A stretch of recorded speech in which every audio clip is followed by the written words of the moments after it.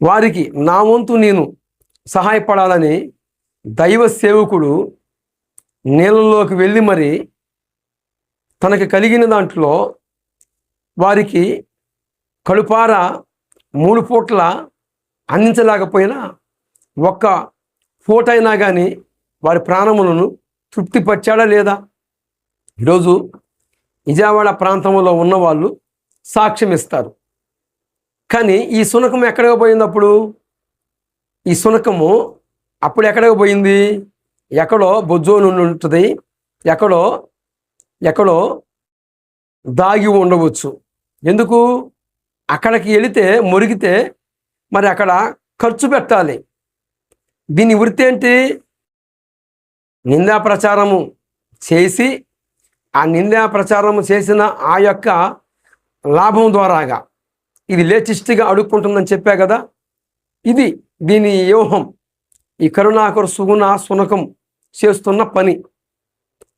ఏమండి, ప్రజలు చాలామంది ఈరోజు టెక్నాలజీ పెరిగిపోయింది.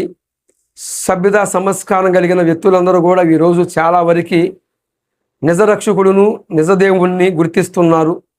అంత మాత్రమే కాకుండా మరి చాలా వరకు ఈరోజు నిజమైన దేవుణ్ణి నిజరక్షకుడిని గుర్తించి తెలుసుకొని వారి జీవితాలు ద్వారా ఈరోజు ఏదొకల మీద సాక్ష్యం ఇస్తున్నారు. ఈ నేపథ్యంలోనే ఇలాంటి శునకాలు, కరుణాకర సుగుణ లాంటి శునకాలు ఎన్నో మురుగుతూ ఉన్నాయి. ఎన్ని మురిగినా ఏం చేయటము వాటి వల్ల కాదు. ఎందుకు? కుక్కగాటికి చెప్పు దెబ్బ. నేను మీ ఎదుట చెప్పినవన్నీ కూడా వాస్తవాలండి. విజయవాడ ప్రాంతము ముంపుకు గురైనప్పుడు కావచ్చు, గతంలో 2019లో కరోనా వచ్చినప్పుడు తండ్రి సన్నిధి మిదిస్టిస్ వ్యవస్థాపికులు, దైవ సేవకులు మరి ఎంతోమందికి రైస్ బ్యాగులు పంచి ఎంతోమందికి మరి ఆహారము సప్లై చేసి నేను 2 పూటలు తిన్నా, నాకు చేతనంత సహాయం వారు 1 పూటన తినాలి అనే ఎంత ఆ యొక్క హృదయం ఎవరికి వస్తుందండి? ఇవి కనపడవు ఎవరికి? ఇలాంటి శునకాలకి, ఈ కరుణాకర సుగుణ లాంటి శునకాలకి ఇవి కనపడవు. ఎందుకంటే దీని బతుకు ఏంటి? మామూలుగా సాధారణంగా ఉన్న కుక్క వేరండి, నేను చెబుతున్న కుక్క వేరు. ఒక ముద్ద వేస్తే మామూలుగా సాధారణంగా ఉన్న కుక్కలు విశ్వాసం కలిగి ఉంటాయి. కానీ నేను మామూలు కుక్క గురించి చెప్పట్లేదు, లేటెస్ట్గా వచ్చిన కరుణాకర సుగుణ